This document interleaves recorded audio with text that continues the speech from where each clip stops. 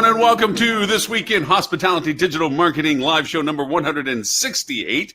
And with me is the ever amicable, totally clear in camera, and better looking than I am any day of the week, Mr. Robert Cole with Rock Cheetah. How are you this morning, sir?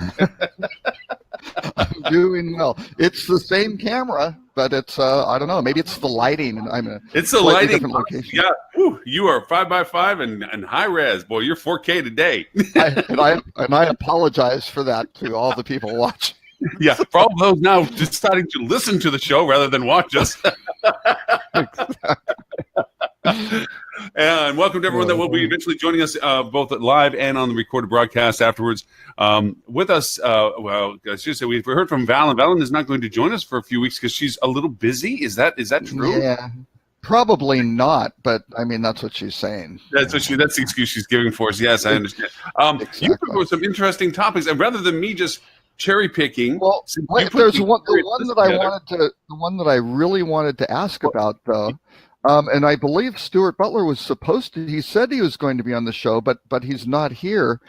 Here is the theory. We believe Stuart Butler of Fuel Travel has won the Mega Millions lottery, the $1.5 billion payout. Yes. So everyone, our dear friend Stuart Butler, dear friend Stuart Butler, close dear friend, that personal shrine, family friend Stuart Butler. that shrine that you built in your home is remarkable, Lauren. I really, that was a true feat of engineering. Yeah. It was the whole cheddar cheese sculpting of Stuart in life-size form to scale. That's what took me the time. Oh yes, we were doing pretty good, Stuart, but yes. Yes, but Stuart, hopefully will be on and tell us, because I wanted to have a segment of the show on how we would spend Stuart's money building like the perfect hotel. But we'll wait for Stuart to come on, because maybe he's figuring that out with his, or maybe he's counting his money to make sure it's all there. I'm not sure. Who knows? McScrooge. Hey, so pick out what are the first three topics we're going to talk about today, and we'll dive into them. Which are the three that we're going to be hitting? Oh, you want me to pick them out? See, I throw out the universe of them. I figured I picked the top story as another one, a follow-up from Robert Mandelbaum of CBRE on charting the hotel industry's recovery after 10 years. Last week we had the topic that hotels were missing their budgets, which was really not kind of the greatest thing. So this is a little bit of another take on that, but over a 10-year period, which I think will be interesting. I think we should talk about Hilton a little bit. Okay. They've launched the Motto brand, and apparently are not interested in buying Belmont. I thought that was kind of interesting. And boy, there was an outstanding article in the New York Times this week featuring a really insightful quote from an individual from Dallas. I can't recall his name, but it was on resort. It was on resort fees. So that's a personal favorite that I can just kind of talk about that one. But maybe. You know anybody that lives in Dallas? Do you know anybody that lives in Dallas? Yeah. Oh, well, one person in particular is a particular, like genius, I think, who I have built a shrine to. But again, I've got that whole schizophrenia thing really creates. But anyway, I think that the resort fee thing, I'd just like to rant a little bit about that, and we can talk about Expedia. Expedia is doing just release their earnings announcement, and I think those would be my top stories, and then of course the rut row, but we'll leave that for last. Keep people. We'll wait until it's time for our wine to hit that one. Yeah. I have a good friend of mine who is a master sommelier. He told me which wine to pick. He says I have an inside track. Oh, yes, exactly. Foreshadowing the content there. Yes. So take the top one. Let's dive into the first. Okay, so Robert Mandelbaum, brilliant hotel trends tracker and analysis guru for CBRE, basically wound up getting some student, I think some slave labor, perhaps a summer intern from Cornell's hotel school, who helped him write this. So I'm not sure if it's the genius of the student or of Robert. We'll say it's Robert. Okay, just for argument's sake. But basically, they looked at the previous peak of the U.S. hotel industry.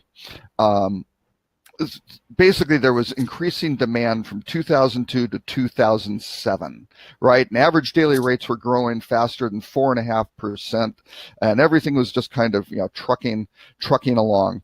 But then there was a period of contraction. I think we mentioned it last year that the downturn actually started a year before the global financial crisis for the hotel industry. So it was pretty bad, and the trough of that cycle occurred in 2009. It took really about a year for the industry to really fully absorb the impact of that global financial crisis. But then since then, there's been this long period of growth from really this valley in 2009 to now. So they wanted to kind of look at what's the difference between that peak in 2007 and now, right? So have we erased that valley is basically the analysis. So they do it two ways. One is they look at really nominal dollars, which are not adjusted for inflation, just the regular dollars. So basically, they were saying that in 2017, operating revenue per available room is about $72,000, and that's 17% greater than it was in 2007. So you would go, wow, that's great. I mean, we're up 17% in dollars. But again, there's the impact of inflation. So once you look at that. And actually, that was actually the revenue per available room. Gross operating profit levels were $27,500 per available room, and that was 19%, almost 20% more than 2007. So those are kind of good numbers to look at. Here's where the interesting part comes in. If you look at real dollars are adjusted for inflation. That U.S. hotels' total operating revenue is actually negative 0.6% in 2017. So, whereas a lot of people looked at 2014 and said, "Hey guys, the downturn is over. We've met 2007 levels. Everything's good." Well, those were talking about nominal dollars. So that was 2014. But when you start looking at basically inflation's impact, and inflation hasn't been exceptionally high, it's actually still 2017 is finally when we got out of the trough, but still it's down a little bit from that peak, which is pretty amazing. Now he also breaks it out by market segment or by hotel type. What's interesting though, and kind of the good news, is gross operating profits. Well, those were up like 19.8%. They are actually up 2.1%. So what that means is when you're looking at the total revenues versus gross operating profits, hotels have become more efficient. So they are not basically through shutting down food and beverage, which is less, generally less profitable operations, and then basically staff.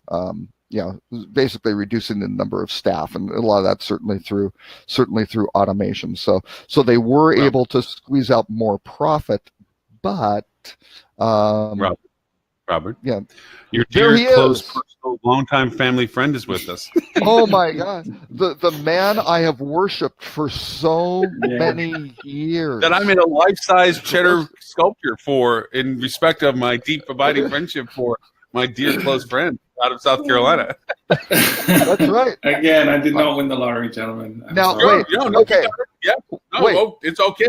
Lauren, we got it. Wait, Lauren, let's just do a hypothetical. If you had won the lottery, what would you say? You would say, "No, I didn't win the lottery."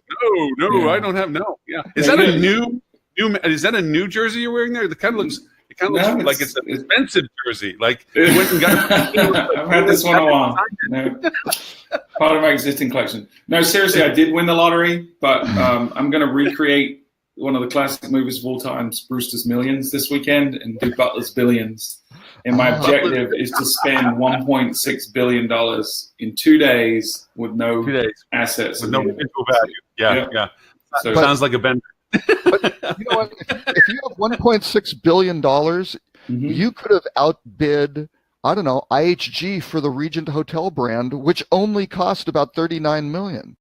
I mean, it's a pittance sort of thing. It's a hobby. It would be a hobby. Yeah, you could be a big player in the hotel industry. So yeah, But for those I listening, probably would not. To be fair. You might be able to buy South Carolina, or well, maybe not South Carolina, maybe South Dakota. I don't know. Or Nebraska. Yeah. For those listening and not here, seeing with us is Mr. Stuart Butler with Fuel Travel, who we have been prodding through via emails. Robert may have been the best at it on since he's located in the wonderful state of South Carolina that recently has the winning lotto of 1.5 billion. We just are understanding that Mr. Stuart probably won it, but is being modest and discreet. As much as I love you guys, I don't think I'd be on the show this week. I don't want. I know. Yeah. Well, maybe it's just the front. You're doing this so that people feel like hey, it's normal, right? That's what my new legal team advised me. They just carry on. Yes. Yeah. Carry on. Be normal. Now wait. Don't do anything you don't normally do. We know Stuart has won the lottery because Ed, who hasn't been on the show for several weeks, is showing up, right? Stuart, my best friend. Hey, buddy. How are you? I'm great. Best friend Stuart. They all come out of the woodwork, right? They all come out of the woodwork. That's right. Yeah. Mr. Edward StOnge, Mr. himself. What's the backdrop? Yeah. Where are you? Yeah, he's on location somewhere. I am actually in my bedroom Oh. Well, because it's the only Magic quiet happens. place. Oh, It's the look, only quiet place in the house. I thought it was a hotel that had really gone overboard on the personalization. Yeah, can you believe? Like they found these pictures online. It looks like how Stuart's office wall looked for a long time. Yeah, when I had the pictures on my shrine to Ed. So I wanted to start with a very important compliment that our show got this morning while I was on a call. So I was on a call with a contact of mine at a major brand. We were talking about the next time I'd run into him. And, he said, by the way, I just want to let you know, I absolutely love the emails you guys send out to the HSMAI board. They're hilarious, but also the links on them, he said, they rival like the stuff I get internally as far as quality and relevancy. And so I gave him a hard time that, you're welcome to come on the show anytime you want. He says to me, he goes, do you do the show the same day every week? I said, yeah. And he said, what day is that? I'm like, it's Friday. And he goes, oh, that's my office day. I'm like, great. He's like, no, it's the only day I'm in the office. So I stack back to back, like all my HR meetings. Right. Yeah. So, Okay, well, here's my theory on that. He saw the email. He knew Stuart was going to be on the show. Assumed Stuart And he was wanted sending to out say the something email and nice. wanted to get something in to get a little bit, get his beak wet. Exactly. Yeah. I just want to know what hotel yeah. system Stuart's going to buy for his hobby. That's all I'm kind of curious about. Is he going to take on anything? I bought some islands instead. Well, let's play that game. So, what hotel brand do you buy for 1.5 billion? Can't be a big brand. Can't be Marriott. The Star Wars hotels. I would buy that brand. The Disney Star Wars hotels. I think. Oh, you can pick up. I don't think Disney sells anything. I'm gonna buy the franchise for that and go open them in every major city. And it would Disney won't franchise. I think I could see if wishes were fishes, I could see Stuart picking up the Waldorf in New York and making it what it was. Oh. Complete service centric, total top end, back to the days of what it used to be. I can see you doing that because I think we're missing a stake in the ground when it comes to that on some of the classic venues. Yeah, the traditional stuff. Yeah. So I can see you kind of bringing back to life a little bit of what used to be the way things should have been done. So and let's see in New York to redo the Waldorf, maybe just carpet, wall coverings and furnishings. You're at about 1.5 billion right there. I think. That's true. I was just in New York and I found an amazing cupcake company that had a chicken maple waffle cupcake.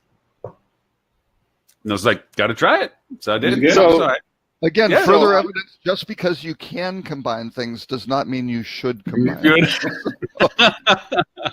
Well, all right. That's it. But let's be honest. With 1.5 billion, he's going to start a clothing line called Stubu.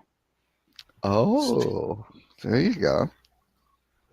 Yeah, it's going to be soccer shirt inspired. Soccer shirt. Yeah. It's all it's going to be. Yeah.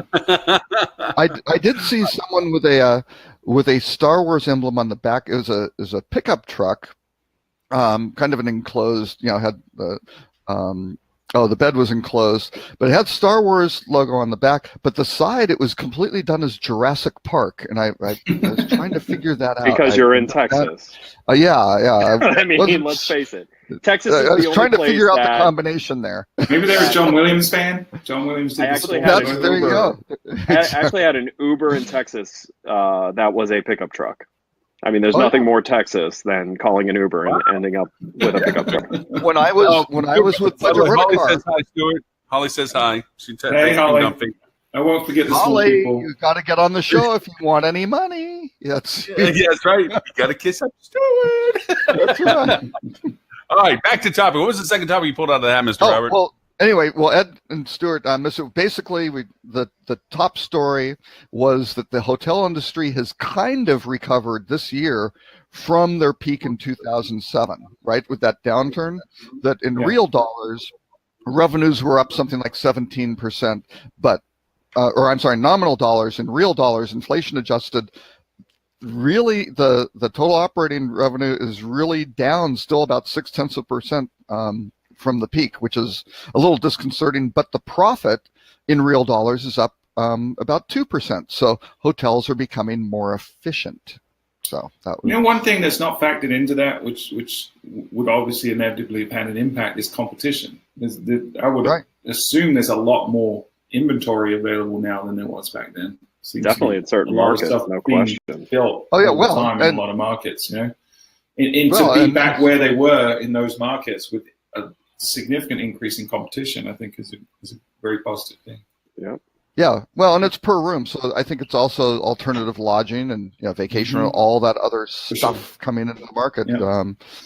Is tough. But again, I think the industry just can't say, "Oh yeah, we're coasting and we're at a peak." It's like, well, you're still not quite where you were. But you're profitable. You're profitable because you've cut out your food and beverage operations and you've reduced staff. Well, and I think there's certain things that have become more efficient just through technology and things like that. Marketing there's a lot more avenues to market today, direct to consumers, than there were back then. So I think it's easier to do certain things than it was. But we'll probably get into some of these other stories. I think that we should be doing the best we can right now. I mean, it's perfect conditions, right? In when the economy does turn, I think a lot of people are going to be in a lot of trouble because of how they are marketing today and how they are reliant so heavily on OTAs and things like that, and how they're mailing it in on social and other channels. When the market turns and it becomes cutthroat, a lot of people are going to suffer really badly. Yep. Yes. Except for the OTAs, they'll benefit a lot. Oh yeah, yes, they always do. They always have. Yep. Yep. That's where Priceline and Booking.com were born. Like in their entrenchment. It's where Airbnb was born. It's always the financial downturns that give birth to new consumer models in travel. Right. Mm-hmm. So it's scary when we see Expedia increasing in revenue right now, considering its positive economy and the hotel industry is doing well. That it should be going in the opposite direction. So when it does turn, it's going to be crazy. From perspective in market, I think simplicity is in our ecosystem. Bro, people seeking simplicity is what's creating a self-created problem where most organizations want a single source solution, multiplicities of services from a single entity. I don't want to mess with the details. I don't want to internalize it. I don't want to create. I want somebody that I pay to take care of this, and they homogenize their marketing strategies. And they just don't have any unique featureability to it. They're all just going off on creating positive vanity numbers and what have you. And then when we do have a downturn, those marketing styles don't work because it'll be clashing with everybody else that's trying to do the same thing. And so we've kind of created this I don't want to know how it's made sausage mentality. Just give me the sausage. And then I think it's going to come back on a lot of these companies that they didn't take the time to invest in becoming better at their own ability to sell. And it's going to hurt, I think, in that sense. Mr. Rob, what was the second one you threw up there? Well, I mean, you mentioned the Expedia one, so we can certainly talk about Expedia's earnings, and they did pretty pretty well. They missed a little bit on revenue, I believe, but they made it up with some earnings. So actually, you know what? I'm going to read a little thing here from friends at Morgan Stanley. I think this Who are is they? who are they? Yeah, I all don't up know. in New York or something. I don't know. Yeah, exactly. Boutique firm. It's a small Tackle shop. startup. I'm going to invest in. Yeah. Here's a little a snippet of it. At a higher level, we see Expedia's results as a further bullish signal for the online travel industry, as Expedia Booking continue to focus less on absolute room night growth and more on becoming rational competitors, focused on optimizing advertising ROI, increased direct repeat traffic, and generating more free cash flow per room night. That, my dears, is how you run a business. Right. I mean, Is that last part what was actually in the statement? what do you mean? Yes, it is. No, that last part was me editorializing on Okay. on Mr. Nowak and company's assessment of. So I was going to say that's a pretty sassy It's a sassy Morgan. release by Morgan Stanley. No, Nowak and those guys, they can be sassy. They can be. They can be. So Depends on how much whiskey they had over lunch. yeah. How much they own of the Expedia stock market when they threw that out there. Yeah, exactly. Yeah, speaking of whiskey at lunch, well, not really at lunch, but the Focusrite conference is coming up in Los Angeles, November, I think the 12th through 15th. So everyone should be there, because then you can meet all these people face to face and hang out with them at the bar, and these folks are relatively accessible, which is pretty amazing. So, but you always have people like Expedia CEO or Glenn Fogel from Booking. They always have their press handlers with them now, so not like the good old days when they just hang out at the bar together. But so it goes. But anyway, no, Expedia. They're doing some pretty serious things. They have several secret markets that they're really trying to develop.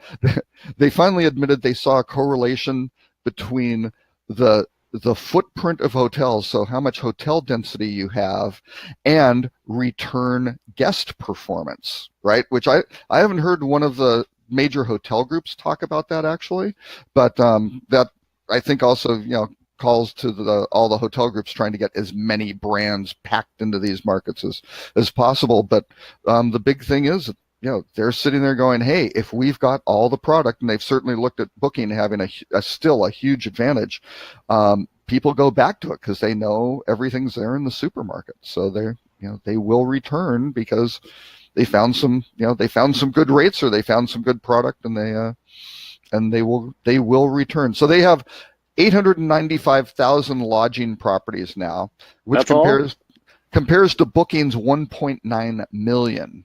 So they added 40,000 in the third quarter and have taken 300,000 alternative accommodations from HomeAway, integrated them in. So they're doing that. Oh, and they bought two home sharing tech startups, predominantly to help HomeAway and Expedia be more efficient. So. Yeah, one of the things that was interesting was the way they talked about continuing the growth, right? They talked about expanding into new markets, but they also talked about the fact that, as an industry wide, only 40% of the transactions are happening online versus offline still. So right. Trying to get more people, and that's naturally going to occur, right? We're naturally going to see, as, younger people get into those purchasing positions, they're going to be more likely to book online. So I think we'll see that trend. Most of our clients now, more than 50% is online versus offline. But I think that's interesting that's a concerted strategy for them to try to encourage more people to book online versus over the phone. Oh yeah. Well, and I think that's it, because there's still a big chunk. I don't know if I can find the stats. We have the Focusrite stats on the percentage of what's online versus offline for hotel bookings. It's about 50%. When you're looking at online hotel bookings, it really is hovering around 50% going to the hotel groups and about 50% going to the online players. But there's still a huge chunk which is still going over the phone or offline, right? And that's certainly been good in the hotels. Rob, Yeah. there's other related articles you throw in there that we can toss into the conversation. One is the Google taking off the trademark lock, basically, which allows OTAs to have a little bit more ability to represent themselves as a direct pipe for your product. And the other is the fact that I just went blank. Hold on. Where's the other one I was just talking about? Let's see, the brand one, and I had this up too. Crikey, Lauren says. The other one, the consumer 24/7 online travel agents, because if you look at what OTAs are doing, they're trying to be a single source solution for everything on driving experience, driving interest, driving everything from discovery to completion. As is Google, right? Should we really say trying? I mean, they're eons ahead of most other sectors in that aspect, so I'd say they are doing it. Yeah. Is there actually a hope for hotels to try to recapture that for their own individual product? Do you think, have we just basically lost that ground permanently? No. I don't try to put content in for destination stuff as much anymore because there's so much better solutions out there, Google being one of them. How can a single hotel... Did you not listen to our podcast last week, Laura? There are lots of ways. I feel very bad to say that, but lots of ways you can leverage content about the area to beat Google and Expedia and your destination marketing organizations. Do tell. No, I haven't actually. I have not. You have to listen to it now. No, you have to listen to it now, Lauren. Yeah. Stuart's not going to share. No, you don't. Listen. We've actually figured out you never listen to it. Yeah. I do listen to it. You read the clip notes and go, Stuart, right, what a great podcast you had this week. I love this part about Lauren has the retention of a goldfish, but that's okay. But we love you. Well, and Stuart's spending more time these days thinking about the role and impact of marketing at the destination level now that he's a bigwig board member for the Myrtle Beach Chamber. I heard a rumor he was buying a destination. Yeah.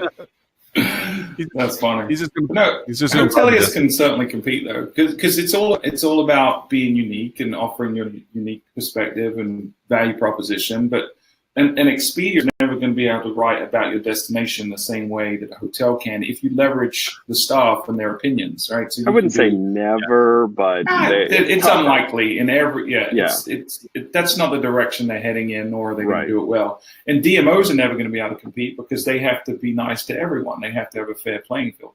So you as a hotelier can really go out there and say, these are our favorite restaurants. Here's why they're our favorite restaurants. These are the things you should do. It's also helpful if they actually are your favorite restaurants, not being the random list. Right. I was speaking to a large restaurant franchise that had found us, and they're like, how do you get on a hotel's website? How does a hotel even decide what restaurants get put on there? I'm like, well, the hotels don't. It's generally whatever their agency came up with. Right, and it's never touched at the agency who went and looked on Yelp and randomly picked stuff. Exactly. That's what traditionally it has been. Yeah. If only there was a group of people who lived in that city and maybe worked in the hospitality industry. Yeah, met with each other amazing, huh? and talked with a lot of guests from out of town every day. Boy, if only there was an maybe where people even slept in that building in large numbers. Where, God, then they could find out. Are you talking about Morgan Stanley? Okay, I do not disagree in any sense that is the strategy point, but how far up, and I hate using the word funnel, but how far up in the discovery phase can a individual property hope to push that compared to the dominant Expedia push to a market of destination? Here's 5 flavors of Sunday of what you're going to do. How about this? How far? If you can differentiate yourself, if you're the Star Wars hotel, you can. Well, no. If you have the right strategies and the right tools, you can actually start that relationship before a person's even planning their next trip. The trick is getting in front of them the right way. Like through a guest that they knew. That stayed with you. Flip 2. If only there was a platform. You need to coordinate the subliminal messaging with all of us doing it periodically. Then it isn't as obvious. This show brought to you by vague and undiscerning, but definitely implied. I agree with Lauren in terms of there's certain parts of the funnel it's really hard to be visible right now especially with Google and OTAs and DMOs and local portals, But so you have to have a presence there, but you have to use them as a tool to get awareness, and then the rest of your marketing, your content strategy, your information that you're putting on your website and out on your social media, and leveraging click-to and stuff like that is where, once you're in the decision set, once they're aware of you, that's when you make your value proposition known, and you really deep sell them on why they should pick you versus anyone else, and why they should book with you directly versus anyone else. Right. That's easy to do if you have the right mindset, I think.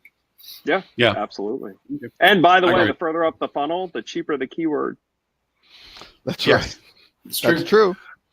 So one other thing. I'll just completely throw water and depress everybody on this. Not throw water on. I firmly believe this. Here's what the problem is. Maybe not for the individual hotels who can do that, but for some of the brands. Okay, so going back a little bit, Expedia's net income in the third quarter rose 49%, and a 12. Let's see. Yeah, on three. Okay, their net income rose 49% to $525 million on 3.7 billion or 3.07 billion in revenue, a 12% hop. So their revenue is up 12%, but their net income rose 49%. So they're doing some profitable things.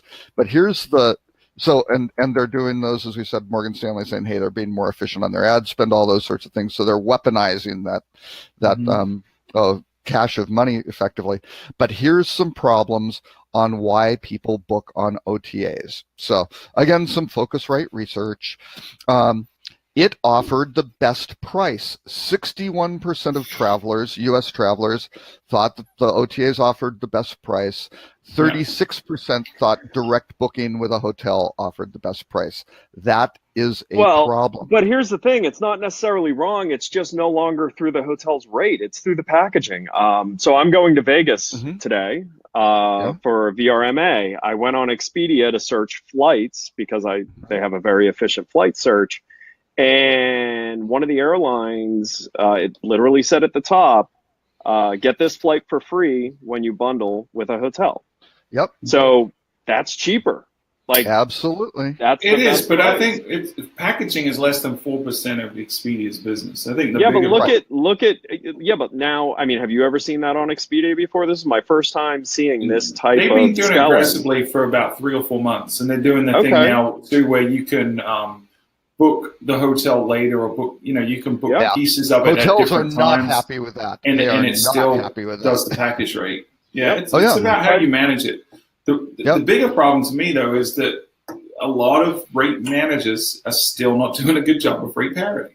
They're not. And it's not a technology issue. It's just pure laziness from a lot of these people. Which blows my mind. Bad management or bad process or whatever it is. There are platforms that exist that can do this for you, where you can literally set the consumer rate that you want showing across your channels. Right. I mean, and that's existed for a long time. I can tell you it's existed.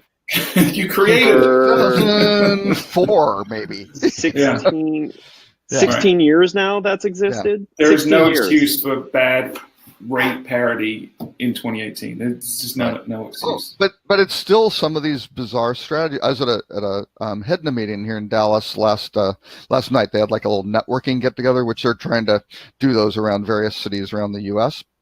And someone brought up the topic of, there's a new tool that basically these hotels are going out and they're doing to compete against Hotel Tonight, which is like, wow, you're a couple years late or something. They're still around, sort of thing, because they have not been thriving. They're still there, but they certainly aren't thriving. That will give you an instant 15% discount for your hotel on the day of arrival, and it's like, why would you want to train consumers to do that? Backwards. You can now get 15% off if you book in advance on the website. Now you can get 15% off if you show up the day of. It's like, come on, guys. Just lower your rates 15% then. Yeah, exactly. Just bad, do that. Bad strategy. I'm going to ask if Ed can indulge just a little bit on a little bit of a rabbit hole. Can you define better, and Stuart, with your content too, about rate parity shouldn't be an issue now in 2018. I know we're being coy about what platform, but being specific about how would a hotelier approach the concept of bundling and packaging? What platforms are you talking about? And how can they fight the parity issues that they are getting slaughtered with? In your minds, what are the solutions that you guys see that are functional and effective? I mean, these are real issues that are facing hotels right now. They get slaughtered as more and more getting to the meta space and so forth. What are you talking about platforms that can do this? What are you referring to? Well, I mean, channel management, a good channel manager. I'm not talking one of the bare bones ones that are, $50 a month, but like a good channel management platform allows you to set consumer rate parity. And will actually do the calculations to get you the highest possible net rate for each channel. So you'll actually be distributing a different net rate to every single wholesaler based on how their markup structures work for you. That's the laziest way to do it. How much do you want to sell to the consumer at? Is it 109? Okay, it will go out at 109, 109.99, 109.95. Like a good platform will automatically do that for you. Easy Yield had done that for years. I don't know who does it now, but I mean, go look at the different real channel management providers and look at the premium ones. And the premium ones will have that functionality. Mathematically, it's not overly difficult to accomplish. So any of the good ones would have built that in. And beyond that, making sure you actually understand the markup approach and the pricing approach of every one of your relationships. When I first started Easy Yield, most hotels didn't understand how Hotels.com priced, and it was always working out to Hotels.com's benefit because they would round your consumer rate to the closest next, either $5.95 or $9.95. If your net rate you gave them triggered a penny over $5.95, they would round the consumer rate to the $9.95 and would keep the difference. Right. Keep the change. And that's not change, that's dollars in some cases. So really good platforms know how to take that and get you the highest possible net rate. You'll actually make more money doing it correctly. So that's one. Two is taking control of the wholesalers that are illegally selling restricted rates in the open market. And I know this sounds easier said than done, but if you're working with any of the wholesalers that are notorious for this, and that's where your rate parity issues are coming from, stop working with that wholesaler. Replace them with another wholesaler.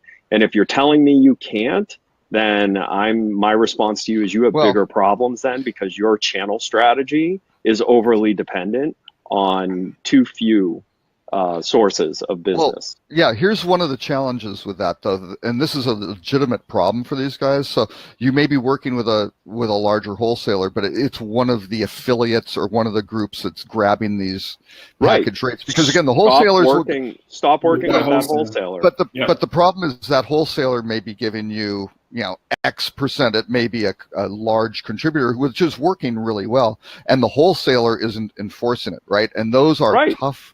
And here's the thing. That's what it's saying, I think. That's why I'm saying with the wholesaler. Stop working with them. And what you do is you book those when you see them, right? And you tag down where did it come from. You can have confirmation numbers and go, make them stop it. Or, first, actually, step one is you need to have your agreements with that wholesaler written where it says this price is to be bundled with an for a simultaneous purchase with an airline ticket or car rental or whatever, however you frame it, right? Not just another item, because that's the classic Gatorland in Orlando, right? The number of wholesalers who would go toss in a free Gatorland ticket and then go and sell this thing at a, 15% off of the what the consumer price is supposed to be. But if your contract's set up for that, and if they don't want that in the contract, do not sign. I mean, that's right, a problem. Because they are telling you they are going to be a nightmare for you. Right. And you have choices in the current economy. You have choices on where your business comes from. Right. So don't wait until business is bad to try and take this up. It's when times are good that you want to try and take this up. Absolutely. And you want to show them that you're not afraid to pull your business from them because it hurts them. The employee you're doing that to is going to get a lot of flack from their boss.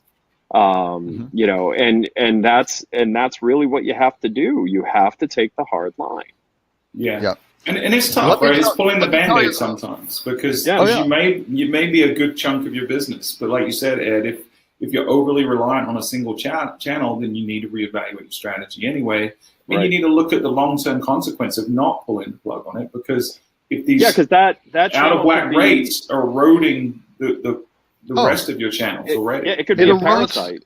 It erodes the wholesaler's profitability as well.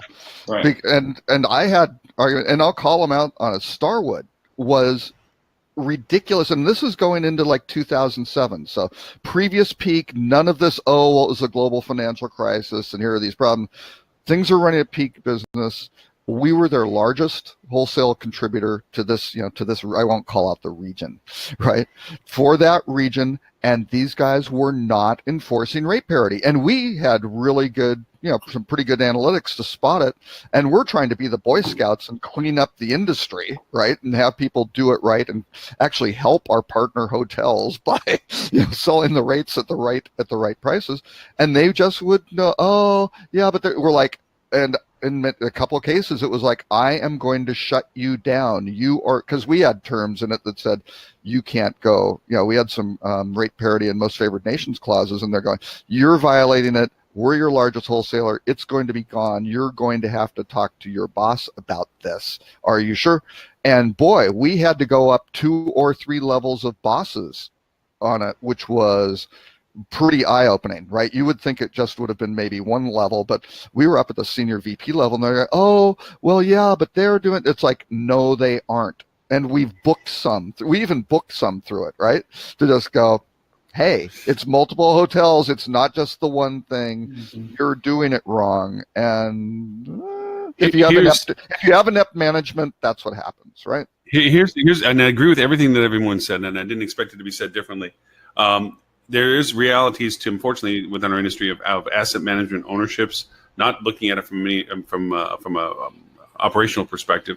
And there are circumstances, unfortunately, many times where contracts that were signed and negotiated were not in any way connected to the actual people within the hotel or the revenue control people that are at the hotel. And so they didn't have the opportunity to fence the contracts correctly. And those contracts are out. And they have gone up to the top of the mountain and tried to rip the Band-Aid off and whatever, and say, I want to shut these people down because it's the only way they're going to listen to us is if we stop doing business with them, because they are leaking a protected rate out there persistently to a pile of people that are being indiscreet with it. And we can't generate more funds. And they've actually brought numerics with them that says, if we did this, even though we're losing this and we're going to gain this, the decision maker above them is like, I'm not going to, all they see is what they're losing, not what they could potentially, no guarantee, potentially gain. And they're like, I don't want to lose this. I don't want to go up to the people above me. And they're not connecting the solution to the potential correction. And so they're left with this juxtaposition of, I can't change how it is. I waste a tremendous amount of time chasing people down, trying to slap them on a wrist that they could care less about. And instead, then they have to go over and be beaten up for the fact that their yield is not as much, or that they can't get any growth out of other channels because, quite frankly, they can't control the circumstances. So, and yes, I'm saying for first-hand experience, but it's also a recurring experience. It's not just a single entity I'm thinking in my head about. This is a repeated conversation I have over and over. And a lot of times I get to go up and talk to the boss's boss and go, and light the fire of what we were just talking about. It's like, y'all have to do this to stop this. Whether you believe you're going to get all the money back or not, it's better to be able to control where you're funding yourself from than it is to be left rampant at hostage with these contracts that you didn't have fences around when you sent them out. And so you can renegotiate. And if you have contracts like that, figure out the date that they renew, because a lot of them will have, hey, you've got to renegotiate it. There'll be clever terms in there. It's a 30-day window. You can't negotiate it before the 30 days or after, and then it automatically you got to know what the negotiation range is, because a lot of times they get really flexy about, I actually found one contract that had a specific 47 days by midnight of, with a written notification that's been certified. Seriously. Right. Whoa, on a full work with those companies. Put a reminder in your calendar. Yeah. Put a reminder in your calendar a month before that, 6 Yeah. months, whatever it's going to take to go notify them, send them an early certified letter saying, Yeah. have your lawyer maybe take a look at it and go, yep, What? this is good. Lawyers can review contracts? What? Yeah, And actually, say, hey, before just so we you get know, too much we are deeper, doing this. So. I need to Huh? go. I have to go to Vegas. I just wanted to come in. So Stuart knew that I was so happy for his lottery winnings. I'll be in Vegas. Stuart is giving them away at the end of the show, though, right after Stuart, the rut row. if you want to send me, a wire to place some bets for you, happy to do that. Minimum bet $1,000, and I have bad news. You lost. Nice. 1.6 billion. You can start manipulating some betting markets. I'm pretty No. sure. And you should treat it like most other agencies. First, you have to pay me $1,000 to handle your $10,000, and then I need a commission of at least 15% to handle your $10,000. So that's another $1,500. And oh, by the way, you lost because you got no revenue from what you gave me as money because I did what you told me to do. You have to cover my tax, which I'm in the highest tax bracket, so that's going to come out, plus the handling fee for the extra work on the CPA side. I'll give you 10% of your winnings. Okay. Unfortunately, I've already talked to Stuart. I've already take care. Popping in. Bye. Safe travel. I've already talked to Stuart about his strategy. He's using all the money to put it into the Powerball. He wants to win that one. That's funny. But actually, ironically, as it sounds, it's kind of a fun analogy because that literally is sometimes the relationship where by the time you get to the point of what dollars are being spent on the marketing profile and the guidance of, well, do it this way, and then at the end of the month, oh yeah, the way you asked us to do it didn't work, and you got none of the real returns onto it, and you're like, well, why didn't you change the bet as it was going on? Because you obviously, too black on the roulette wheel wasn't working for us. Pick another something. Well, you didn't tell us we could do that. You just told us to put on 2 black, and we left it there for the whole time. It's actually, unfortunately, there's too many service agencies out there. That's what happens when an agency is a vendor and not a partner, right? Right. Yes. Yep. Because when an agency is a partner, they're talking to their clients every day in real time, and they're sharing that data transparently. They're not waiting until the end of the month to show some opaque report that hides the true story. Yes. But Stuart, we've been talking about top line revenue and operating profit. As an agency, wouldn't that be so much easier if you just had these standard things that you could hire very inexperienced, low-level staff to just basically push out to all your customers? And that way you can keep that revenue going in, but you lower your costs, and you're so much more efficient, so much more profitable. So yeah, I mean, because everyone knows advertising doesn't work, right? Everyone knows advertising doesn't work. You can just do the minimal, and you're going to get the same business. But then there'll be other organizations that come in that have no infrastructure that are only on a pay-for-service performance and outstrip the agency's capabilities. I don't know who those people would be either, but exactly. Anyways, let's hit the third topic that we said we're going to hit, and then I want to throw in some curveballs and some stuff. But if that's possible, or any other topics that Stuart would find of interest as well. I thought this was an interesting article, which was Hilton is basically taking inspiration from hostels for which I think was a little bit of a stretch on the headline, but it's a good headline, right? It's clickbaity. Yeah, it is a very good clickbaity headline. I don't think it was that much the case, but they're building Motto hotels, Motto, and they're basically a micro hotel, right? It's 160 square foot room, and they're making it fairly efficiently, laid out. You aren't getting a lot of things like a full-size desk or anything like that, but it's almost like I think they took a cue from Citizen M, quite frankly, and made it maybe even a little bit smaller footprint. But it's pretty interesting. They are going for urban city centers where it's hard to do. Let's see, it's basically 163 square feet compared to 340 square feet for an average mid-scale hotel, right? And then they also have their True brand, which is, again, Hilton, I don't know how many they have of Trues. That was kind of their brand to appeal to millennials. Again, they're new construction, and they're all out in suburban areas, basically kind of competing with Hyatt Places They're trying to make a cooler, funkier kind of Hyatt Place type thing. But those are 230 square feet, so those are pretty small. So these are pretty small rooms. So I think their pitch is to really try to get these hotel developers to go, hey, we can pack more rooms into this footprint, and you can do some great things, and it's going to be cool. And their lobby is going to be, I think it's 50%. Or 200% larger than a Hampton Inns or something like that, right? So they're going for a larger lobby. That's where you're going to have your desks and your workspaces and all that sort of stuff, and then kind of small units upstairs. So and that kind of, I'd have to say that WeWork's kind of influenced this as well, the workspace environment work, because if you look at what they're talking about, is like you're reducing cost per key. You're really creating just the scenario that you're giving a sleep space and a bathroom, and you're not doing much else in the room. And, obviously there's entertainment, but most people, they're hooking up or watching their own entertainment anyway. I see there's a potential in the future that even TVs in rooms are going to be a discussion point of whether it's even left in the room, because so many people travel with their own technology now. Why go through the expense and the cost? Why not just provide the operational capability of connectivity? See, I think people would like having a nice, nice large flat screen monitor where they can go see their Netflix on that instead of just watching it on their phone. I'm not disagreeing. I think though, but right? two things in the future I think are going to have an influencing factor. One, because everyone travels with their own technology now, depending upon how small they bring it with them. I mean, there's a reason why Apple made a bigger phone. I mean, people are more using the screen for entertainment and so forth and so on. And and you're bringing your own with you most of the time, or at least your connectivity to your own content that you want, which is the most important aspect of the travel experience anyway. But when we start getting into some sort of VR portability, where it's easy to flip on down some glasses that you can do all your visualization that you want, and that's an accessory that fits into a tote bag.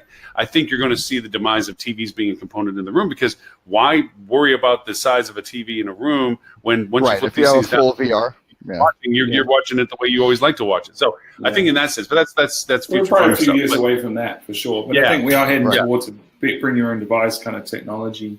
Situation. But the idea of a large common space where you go sit down and work, have great connectivity, have amenity-based features like a WeWork, so with snack bars and coffee stations and so forth, that's a win. I mean, honestly, with my travels as is now, I try to get my travel down to a backpack.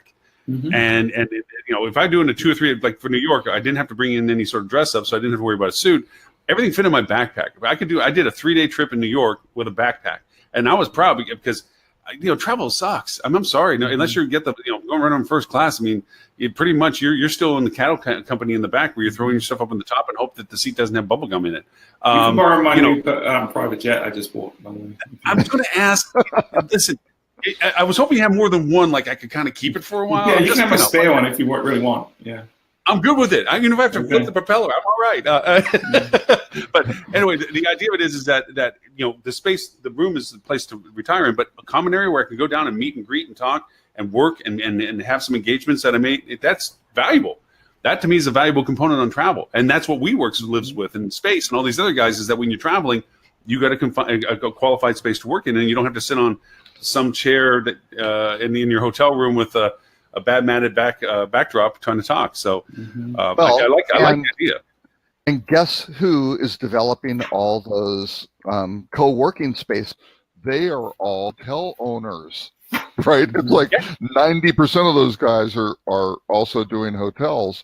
So this I think is a pretty smart play by Hilton. The other side is that they mentioned that they're starting True in the suburbs and they're starting Motto in the urban areas, and then I think they're going to look at.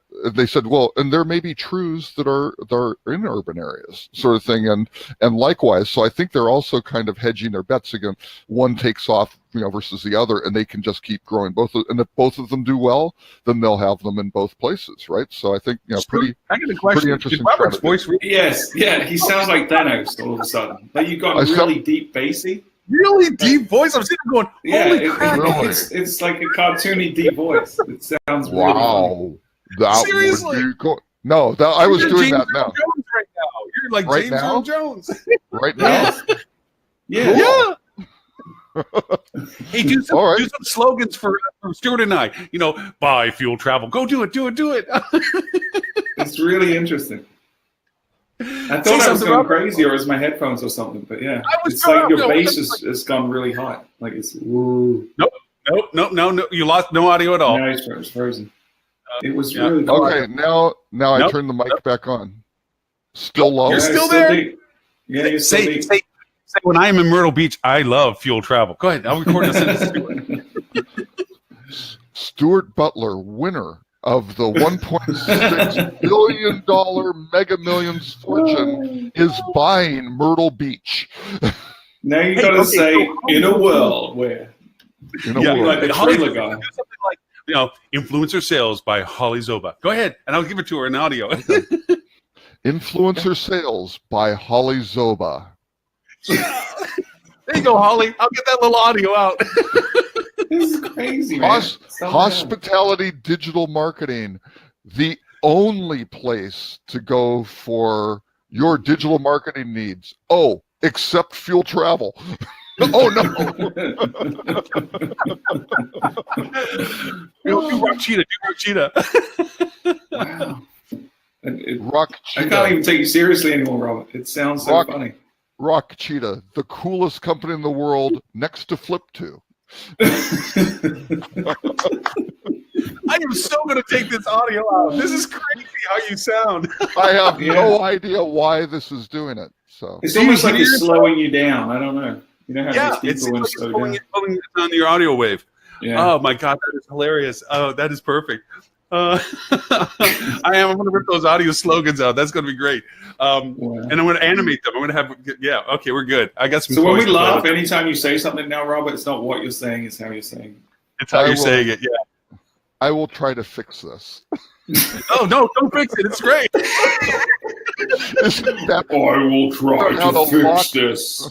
Oh, say, Stuart, I am your father. Go ahead. Stuart, I am your father. Oh, you know how we try not to go off the rails too much on this show anymore?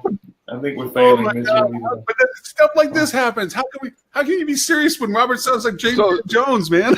So James Earl Jones is getting older. I think I can take over. Right now you could. Oh my God. This is wild. Okay. I need to drop off and come back on. to back on the rails. Okay.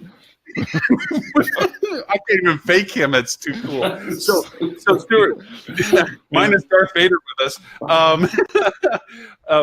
He's gone. He left the room. Oh, come on. We want to keep the voice going. Hey, so I don't know whether you looked at the meta-search space recently for service providers, but hospitality digital marketing, we locked into straight with WIP now, and we can offer meta-search payment programs, individual hotels, and it's dirt freaking cheap. It's like $1,500 for the account configuration, $140 a month for the service portal to stay open, and only 2 of the platforms require first month's budget put in to preload. Yeah. So it makes it absolutely crazy, dirt cheap, and then you can incorporate it into your whole pay structure, and you're right into everything. I mean, everything.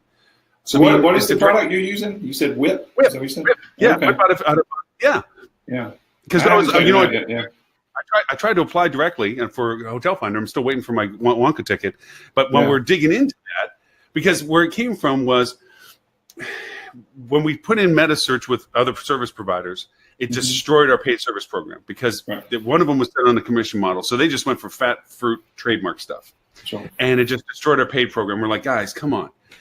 And so we're trying to put fences around it, but then it makes it unprofitable for them because that was their market margin is like commissions off of sales, blah, blah, blah. Says, well, let's go to a CPC model. And of course, then that ends up how much we have to spend with them and so on. And we're just like sitting there going, but come on, it's not that expensive to do this. So we went to the source of where we knew they were connected, but we actually went into the official list of who are providers. And we started poking around and finding where we found the ones that were willing to do just a direct contract. And we did. And so we set it up. It was just a sign off. We're done. And now, and what we do is we don't add any prices to what we do. We send the invoice over to the client and say, here's how much it costs to hook you up. You just pay us to run the thing. And so now, boom, all of a sudden, we can margin. All the image rates is coming directly from the PMS. So you're not, okay, wow. Sweet. So it's like, I'll check it out. dang, because they handle all the caching and everything else like that, which was one of our concerns. Like, okay, Yeah. they handle all All the hard buffer part. points. Yeah. So it's like, so now it's like every one of the people I'm working with is like, hey, you want to do meta? We can start balancing this thing out, you know. And a lot of these hotels, and 50-room hotels that would never be able to get this relationship with anybody, you know, I can walk them and go, hey, you know, we'll add this into your pay program and balance it correctly so that we use meta like it's supposed to be, yield when it's valuable and diminish it when it's not. You know? So they're on, I'm assuming, Trivago and Kayak and Google Hotel ads. And Wago, Skyscanner. Google. So with the Google Hotel ads, what kind of interface do you have to manage bids and things like that?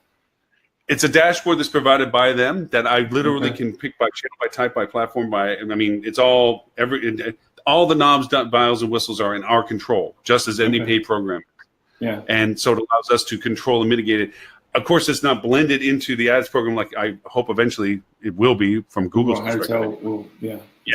But being able to handle the TripAdvisors, the Wagos, the Skyscanners, and all those as a channel designation, and then as an allotment and what have you, and just it's really neat. We're just now messing with the levers and the buttons, but cool stuff.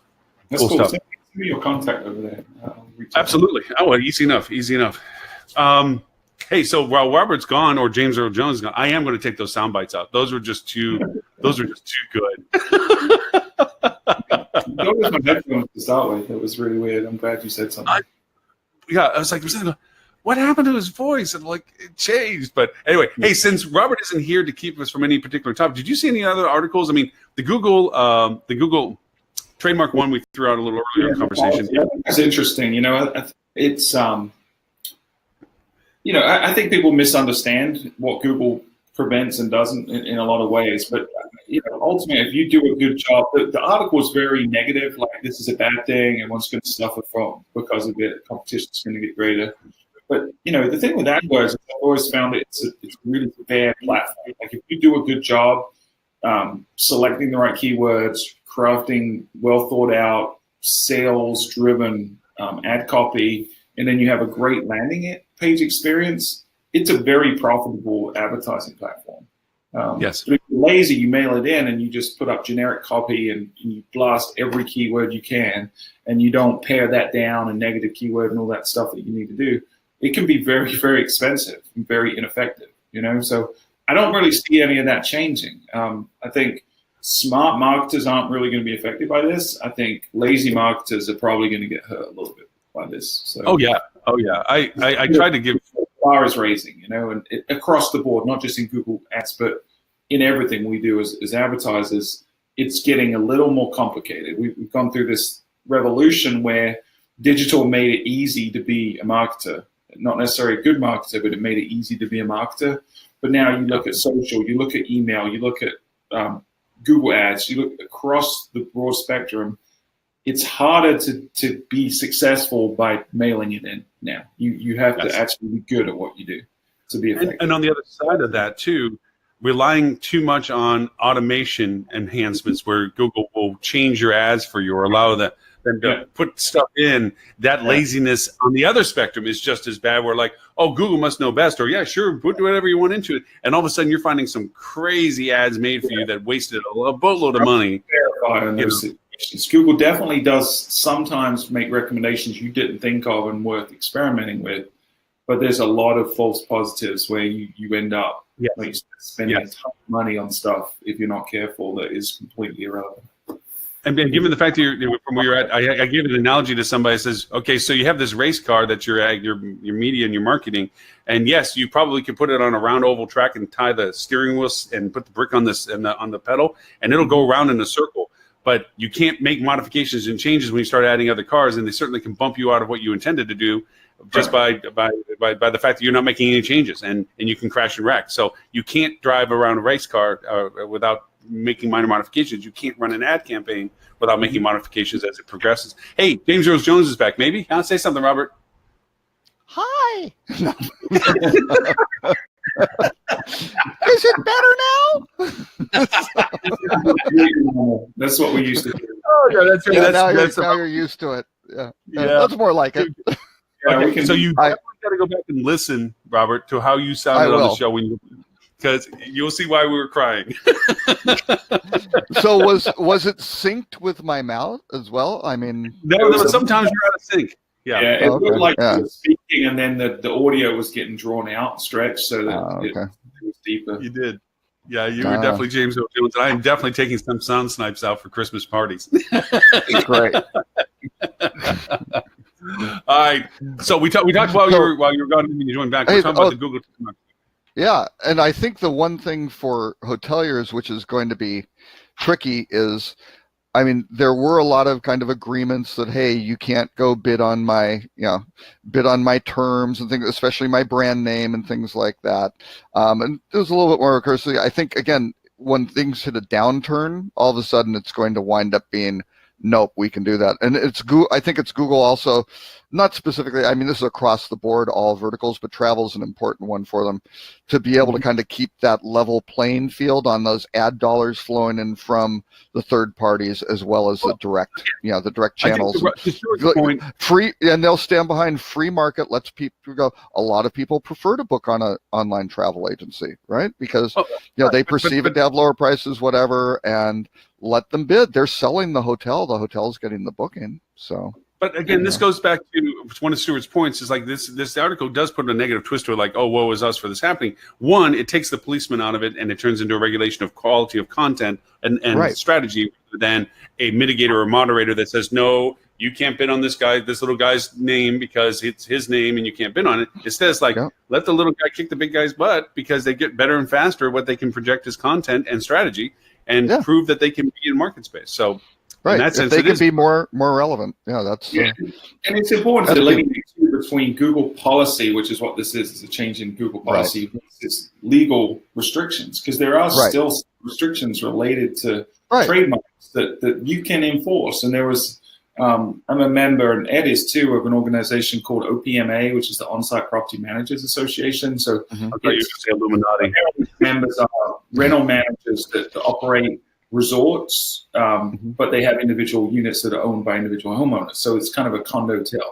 And they deal a lot with trademark infringement from off-site managers that are trying to rent units in their building, bidding on their keywords and using their name in the ads and on their landing pages. There was a I think it's about a year and a half now. I think it's the Satai in Miami won a court case in the Florida courts that it is now legal precedent that prevents them from bidding on the keywords in mentioning the trademark on the landing page in any way other than to establish that's where the unit is. So you can't, legally you can't use someone else's trademark to sell your product. You can use it as a comparison to your product, but you can't do someone by using Yeah, so the Hilton, you can't go present your Hilton Garden Inn as a Marriott Courtyard, right? And flip people over like that. But you can, for Google, you can certainly bid on those. Expedia can bid on Hilton's, Hilton Garden Inn for such and such location keyword, where before maybe they weren't. Yeah, you've always been able to bid on the keywords. You just weren't allowed to put the trademark in the ad copy. Right, and it does help. But now you can put it in the ad copy. Have to go through the process when they are branded. And if they do any sort of their own campaigning for anything that they do, there's always the automatic denial of using your brand name as you. You are the Marriott Courtyard XYZ town, but of course Marriott has a lock on Marriott use, and then you always get denied out of it. This kind of clears the path that you can actually have a little bit more latitude with your own name if you're a brand and you're doing some things. So, yes. Right. And the way that AdWords works, with the bid auction and quality score and how that impacts what you actually end up paying, it's not a true auction in the sense of whoever bids the most gets top position. It's a combination of quality score and click-through rate, and that can be influenced by things like the landing page relevance, the ad copy relevance. So you're always going to have an advantage over anyone else that's bidding on your brand keywords, just by the nature of you are what someone's actually looking for at that point. So as long as you're doing it well, you are thinking through the ad copy, you are selecting strategic keywords, you have a great landing experience that encourages booking. I don't think it's going to really impact folks that are doing it right. No. If you're doing it right, that's the key. You've got to be on top of this stuff. The other thing that's just kind of interesting is the OTAs are doing somewhat the same thing, right? When they're figuring out their sort order, it isn't necessarily a bid process, but well, in some cases it is. But for pure OTA, they're trying to figure out who goes to the top, what is most relevant, what is most likely to convert, and what is compensating them the most, right? Which is kind of that bid element coming into it. So and the hotels freak out when they change the sort order. They're like, you should be this way or this way or this way. But then they go to Google and go, it's okay. So it's a whole kind of trust level thing, but again, the other shoe dropping with Google was, I think, one of their European execs came out at a conference and basically said that consumers want a 24/7 online travel agent, and that's what Google's going to be providing, which I don't think is the official Google line, but it's that one may be a little bit scary. I mean, there's going to be some devious usages of this because we're now going back to some of the competitiveness. Best Marriott downtown Houston. Mm-hmm. You're going to be some people are going to, they're going to push and price and try to put themselves into these placement opportunities that they don't justify themselves for. But and the it has guys a with a little bit of a price advantage because they're violating rate parity, and now they'll use the name, to go pop it in there, and they'll get click through and they'll get conversion, and it might be relevant, things like that. I have to take you up on one thing, though. You can't use superlatives in Google Ads, so it wouldn't be best. That's true. That's true. You can't. Yeah. So downtown Marriott, Houston. Yeah. There you go. Yeah. One other thing I wanted to add on the that 61% of people feeling that OTAs are cheaper. Here's my take on it. This isn't backed up by the Focusrite research. I hopefully will be able to get into that a little bit deeper at some point. I'm not holding my breath, but I'm hoping. I believe it's because when the hoteliers are talking about the rates, right, and who has the least expensive rate, they can go, we are the least expensive rate for our hotel on this site. But when I think these people are talking about OTAs, they go, yeah, I'm not looking at that individual hotel. I'm looking at hotels in the area, and I can trade the Marriott Marquis for something that might be, well, maybe that's a bad example, but the Algonquin or something that's a comparable hotel in the area that might be less expensive or whatever, so I can find a cheaper price there for a comparable hotel with a quality score and user review ratings and all that sort of thing in that neighborhood. That's a better price, which they very well may be able to because those independents don't have to pay the brands.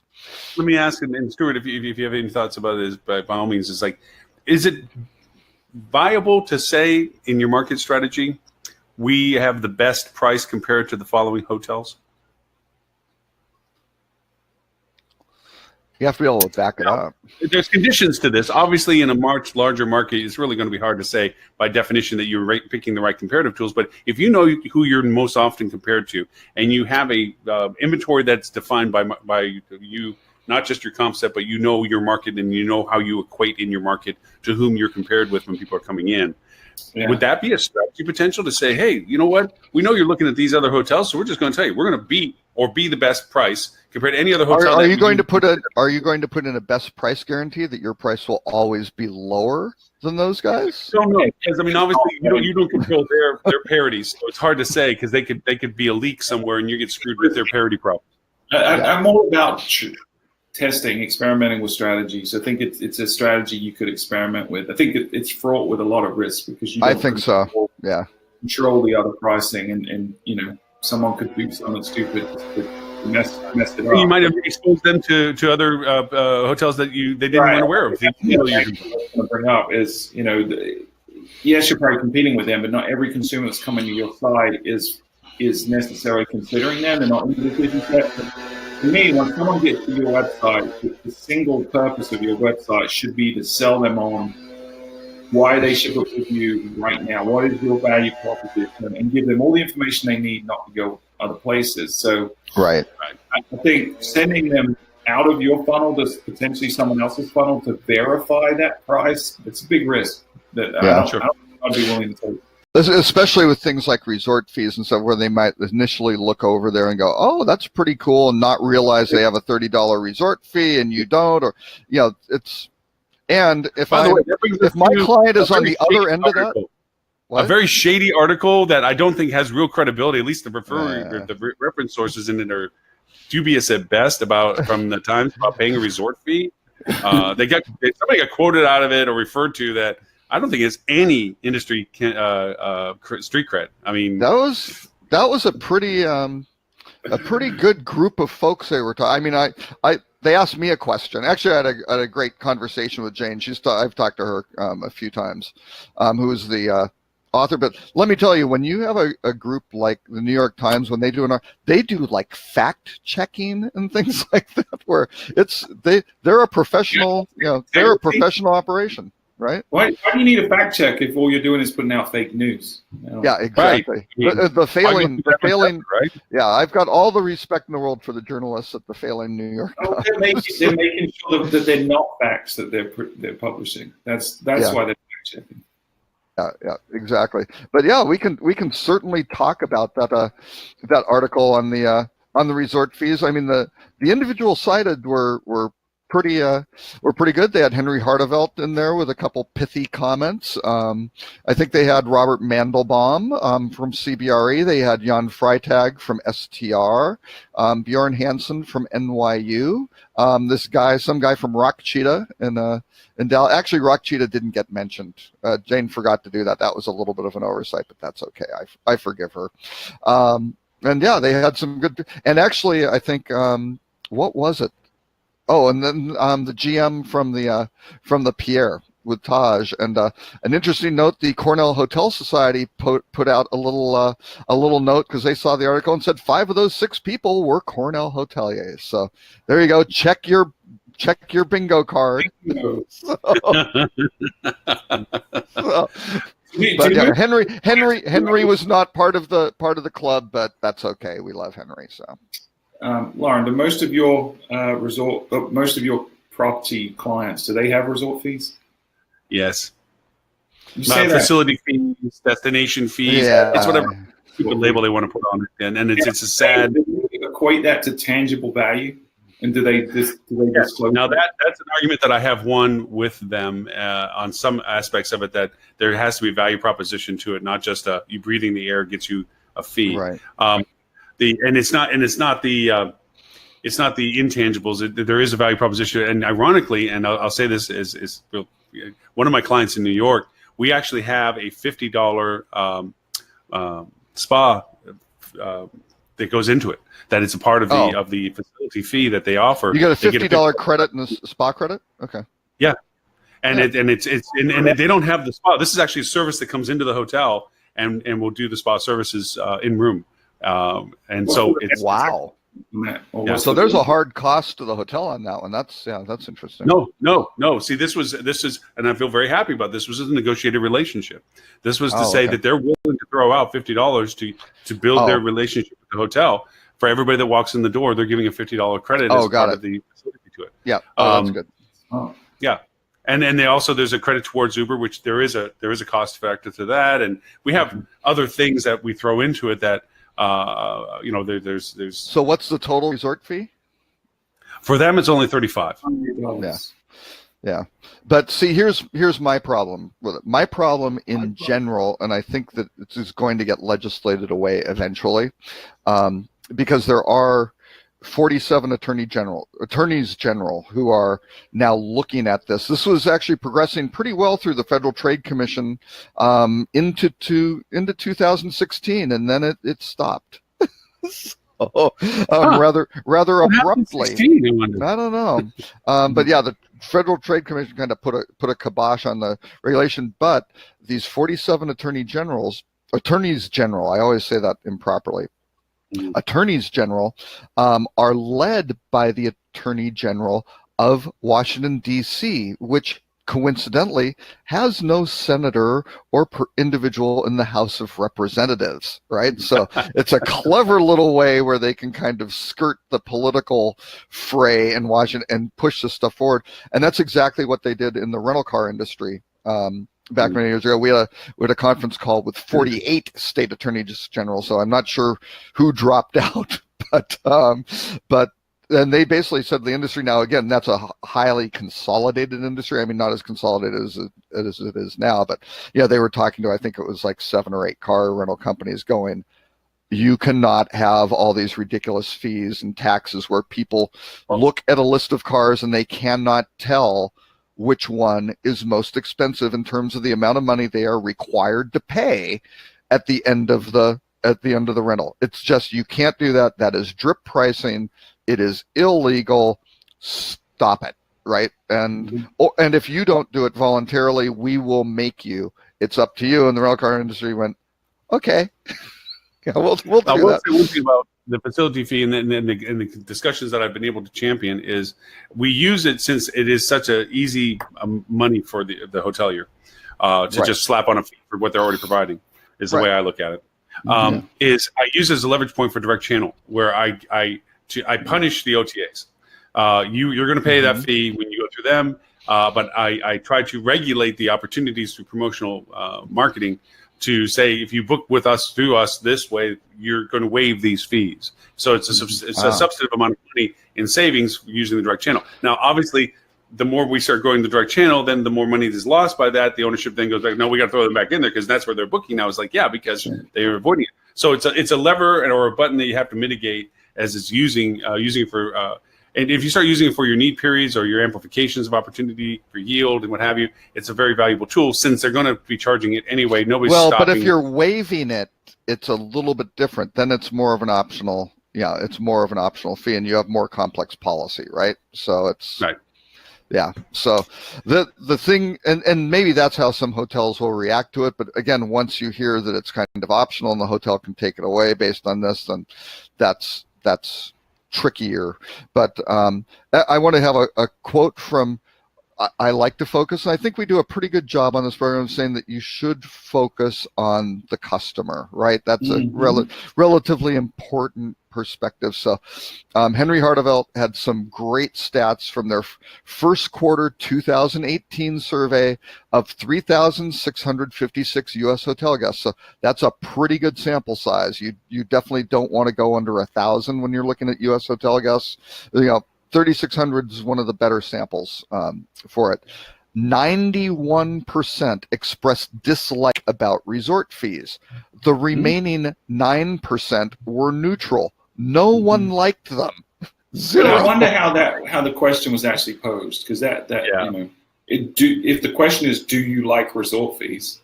Yeah, it's kind of an easy question. No, it sounds like it's a chart. Do they have an appreciation for what they're really describing? So I don't think I've ever met a traveler who has liked that. Everybody, when they look at it, go, just put it in the stupid rate so I can comparison shop, which is the fundamental reason why it's done this way, right? Which is drip pricing, which is why drip pricing is illegal, right? I'm going to ask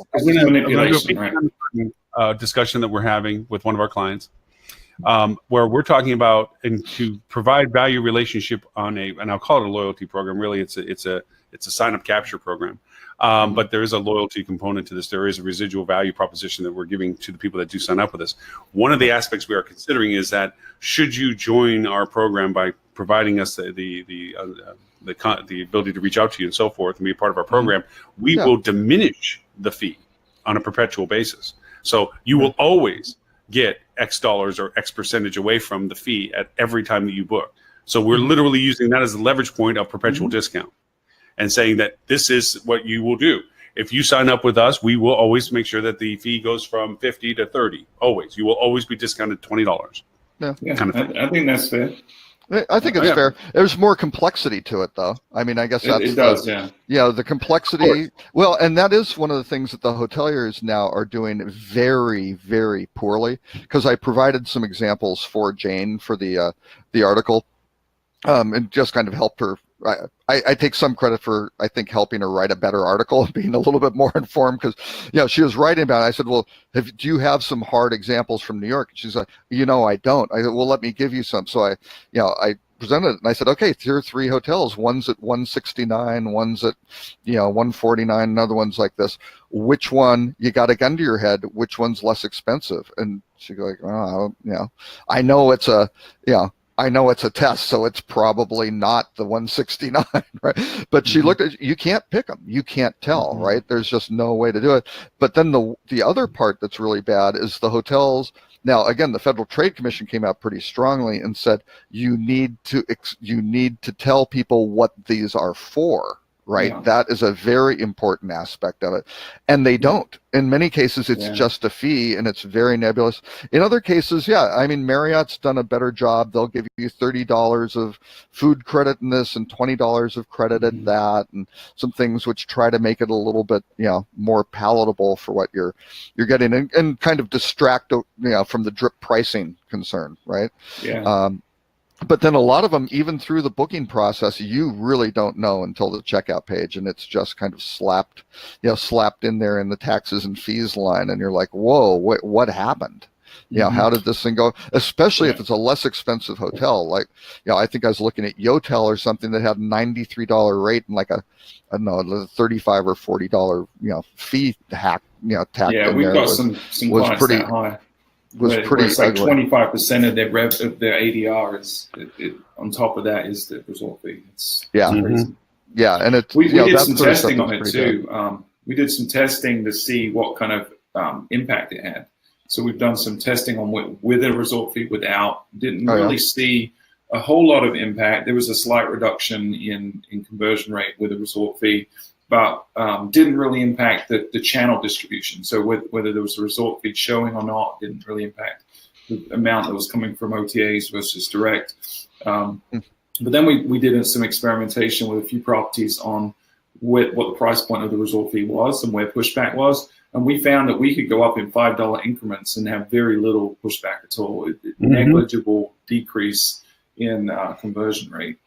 Those $5 increments. So consumers are kind of oblivious to it, fortunately and unfortunately, and actually the example, I called out Yotel. I didn't use them in the comparison here. It was actually the Hilton Garden Inn. Which one would you rather stay at? These were all, quote, 4-star, properties. I think they were 4-star. It may have been 3-star. I think it was 4-star. For a 4-night stay in January, actually coinciding somewhat with the HSMAI marketing conference. But the Hilton Garden Inn, the lead rate $169, the Crown Plaza Times Square $147.69, or the Trip by Wyndham Times Square South at $155. And you go, oh, well, which is the most expensive hotel, or which is the cheapest hotel? And you go, oh, well, it's probably the Crown Plaza at $147. No, it's not. They're the most expensive. When you really pay, it's $214 a night versus $208 at the Trip and $197 at the Hilton Garden Inn, right? Because of the resort fee, impact on it. So it's, that's the problem. You're paying you're paying whatever, $617 worth of base rate, $138 of resort fee, $105 worth of taxes. These are real numbers, and the resort fee is 22% of the base rate. Those are real numbers, which consumers should understand and not have to go drill down through every purchase funnel to go try to figure that out, which is the bottom line. And that's where the hotels lose, right? And eventually the attorneys general went out. Well, actually, I'll just ask you guys, if you're on an OTA, right, and I imagine you shop for hotels periodically on OTAs, do you have a basic pattern that you go to do like a generic sort of search? Like, I'll tell you mine. On Booking.com, I will look for 4-star hotels and above. I'll pick the neighborhood, right? And I'll just use, because I use example, New York Times Square, right? Wherever you may be going. Looking for 4-star hotels and above. I'm looking for an 8+ ranking on customer reviews, and maybe I'll check a box for something else. If there has to be a swimming pool or something. I used to do that a lot when, when the kids were young, right? Because we always wanted a swimming pool so I could wear them out. But I mean, that is kind of a standard search preference for me. It's interesting. None of the OTAs really let me save that, right? I think they take it into consideration in terms of making recommendations, things like that. But you would think you'd just go, hey, that is my urban hotel. I think Expedia has your MAC ID, and they're purposely just messing with you. Yeah, exactly. No, I think they know a lot of this stuff, and if you're logged in, I think they figure this stuff out really, I got really a quick.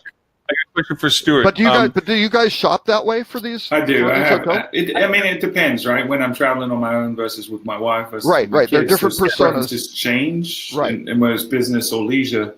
Mm-hmm. So that might be why they don't store it, but I definitely have habits that I look for. Now, I'm not as fancy as you. It's not 4-star, but yeah, I definitely have my preferences. And my sort order is with those filters sorted into ascending price order. And I would love it to be ascending total price order, right? I want to know the total. And then you can see, oh, I have to pay $870 or whatever. And that's divided by 4 because it's a 4-night stay. It's $200 a night. That's great. That I think is the most consumer friendly and transparent method to, to wind up doing it. We're already beginning to see some lawsuits come in, some that are trying to get into class action status. That's going to increase. So I think I'm not opposed to resort fees. I am opposed to a lack of transparency and accountability of that, right? So I think if you want to have a resort fee, which I think you probably should in the current ecosystem, I think you're at a disadvantage if you don't. You're absolutely true. You've got to be transparent. You've got to say what you get for this resort fee, and you've got to deliver on that as well and account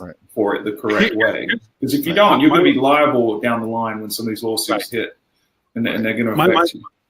My logic to resort fees is this: when running a hotel and you want to improve the guest experience by adding aspects of value, used to be that you had to just absorb the potential cost of it and maintain your pricing strategy and just hope that the augmented edition improved the demand that it was intended to. Your ADR can go up and naturally pay for it. Right. Yeah. So, but now with resort fees, it gives you a latitude of being able to add in values, which they should represent. You're not now just charging like some of them do, most of them do, on things that they are already included with what they had before. They're just now able to splinter and cause it as an excuse to add more money to the ticket. But if you're actually adding value, the resort fee gives you the latitude of cost absorption while you go through that process. And to your point exactly, it's not about the resort fee itself. If you can get it because you're actually providing value proposition, it's the transparency of that cost that needs to be out there, not the fact that you're charging it. The value proposition should be relevant to that as it is the transparency that you do charge for it. Well, and the problem is on the OTAs and even on hotels' own websites, right? Or brand websites. It's hard to even see the transparency because Hilton has a mix. The Hilton Garden Inn does not charge a resort fee, right? But the Hilton Midtown, a bunch of their other properties do, right? So, but there isn't a way to really see, oh, I'm getting those extra things. What you're really talking about is you're bundling things, right? Because again, we talked about the packaging thing a little bit earlier, where Ed's figured out, if you buy a package, if you're doing air and that, you will save a fortune, and that's been the case since we developed dynamic packaging in 2000, right? And got the patent on it. That was the whole concept of it. But the thing is, there's all sorts of different bundling. Yes, you can buy the room only, but even having the free complimentary breakfast, right, or something like that is a value add and is kind of bundled. So I look at the other side of resort fees, and Stuart, you're absolutely dead on. In this environment, you almost have to do it because that is how you are going to be, get your lower price out there. Everybody's doing it. In New York City, you don't pay occupancy tax on the resort fees. So it's actually a tax hedge sort of thing. You don't pay the OTA's commission on it, right? So there are all these structural things that fundamentally save money for the hotel. So they almost have to, they have to do this to do something that's customer. That's customer hostile. There used to be a time where there was other platforms that you could go out and get airline tickets, and you as a hotelier could offer airline tickets on your site as a bundled value with that platform. Do they still exist? I've looked forever. That was Neat. No, Neat had that. Most of those were pretty much killed off. Certainly Expedia does it. Expedia does it for Marriott now. Expedia handles the packaging for Marriott. So there are some white level players, Book It did it for a while until Delta cut them off, which really kind of killed Book It's business. Because again, and hoteliers are starting to talk about that now too, that times are good. You've got all these distribution channels. Start culling out the weaker ones, right? Because you don't need them.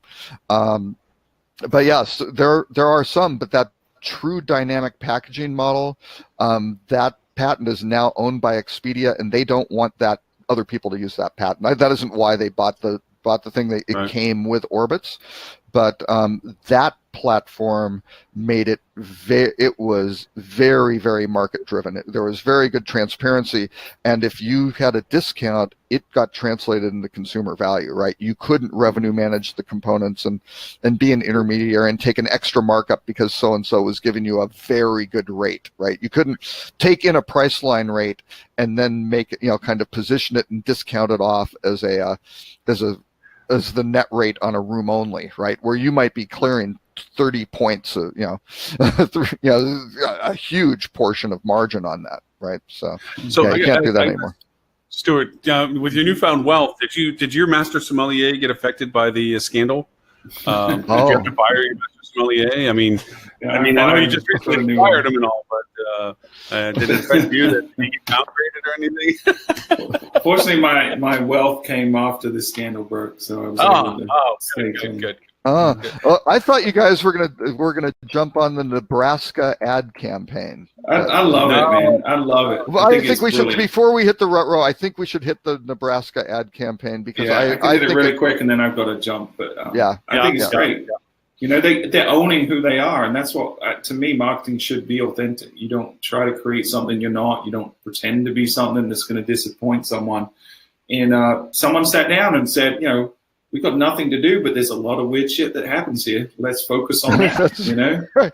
Yeah, and they were number 50 in terms of states people wanted to visit. Now, I kind of want to go, because reading some of the things they're highlighting and promoting, it's brilliant, really genius. It's very visual, right? Because what they're doing is they're saying, lucky for you, there's nothing to do here, and they'll show people in kind of this tube, they're tubing down a river, but they're in it's the metal. I can't remember what they are. It's some sort of farm tanking thing, right? or something. A tanking, It's a farm tank that they've cut up and turned into these. They're basically saying we create our own fun, and that who doesn't want that, Yeah, and they'll say it's flat, nothing. And there'll be some really rich, lush, grove of trees or whatever, and somebody jumping across a stream and all these. I thought it was great. I thought they had the testicle festival. They highlighted. Did you see that? I didn't see that one. Maybe perhaps you're being targeted differently than I am. No, it's a festival where they're like cooking like sheep and cow testicles, and they're eating it. It's a whole festival dedicated to that, and I guess there's other stuff too. But I want a T-shirt from that. I want to go just to get a T-shirt. Yeah, for real. Well, it also has. I'll give a compliment to LL Bean. Their Be an Outsider campaign. I like. Mm-hmm. I think it was very creative. They did the takeoff on West Side Story with the flannel, with the red flannel versus blue flannel and tag football, and we all need to be an outsider. And it was. I thought that was very smart advertisement. There's a lesson here to be learned, especially for independent hotels who struggle to differentiate themselves or compete against the brands. Just own it. Figure out what it is that makes you unique and why guests come to you, and lean in hard to that unique value proposition. Oh, you brought it up earlier at the beginning of the show when you're talking about go and reach and connect out to the restaurants that you recommend because you're a local. What is your favorite restaurant, and then write about that and tell all your guests about it and tell them why. And be authentic. That's what marketing is all about. Brand's not going to do that for you. Brand will bring you down to your quantified modules of interest for your hotel, and you're a box with a bed if you're a brand. But if you're an independent, you have this opportunity to be unique, stand out, be authentic, and make a difference. So. And even to this day, even though I go back to the same and stay in the same places when I go visit in New York because of clients and so forth, I'm always with, where am I going to eat tonight? I mean, I've been tried that. I know that. There's always the corner. And if somebody at the front desk said, "Oh, have you tried this over here?" No, I didn't. Boom. All of a sudden, instant authentication. Your kind of food, Lauren, and you say, "I really like this." Well, this is the best one of those in town, and this is why. I listened to my podcast last week. It's great. I didn't. I feel bad. Usually I'm right on top, but this week has been a little bit of a busy time for me. I forgive you. But Chance, I got to run actually and get ready. Okay. But Stuart, thank you very much. We're getting ready to have our 100th episode of the Fuel Hotel Marketing Podcast. So we're going to do what we did for the 50th and do a live video broadcast. Oh, It's be a little chaos. is like that this. today? No, so it's going to be on November 30th is the day. Oh, November and we're going to 30th. do it immediately after this show. So, Lauren, I need to talk to you so we can coordinate timing of that. Certainly. So probably about 1:30ish Eastern time is what we're going to do. And we're going to do an Ask Me Anything again. So anyone can submit questions now to info@fueltravel.com if they have any kind of marketing related question or Star Wars related question. It doesn't really matter. Can I borrow $100 million? Or can I have $100 million, not borrow? I misspoke. I You can apologize. ask that question and you will get an answer to that question. So you get the answer. Hey, by the way, I finally watched Han Solo on plane. Yeah. Just solo. No, there's no harming from it. It's just solo. Solo. That's true. Solo. That's a good movie, but Solo, yeah. It just mixed bag. It had some great pieces, and then I wanted more. I wanted something different, I guess. It was good. I liked it. I thought it was pretty good. Yeah, Right. I thought they. I did a did. good I job. enjoyed the movie.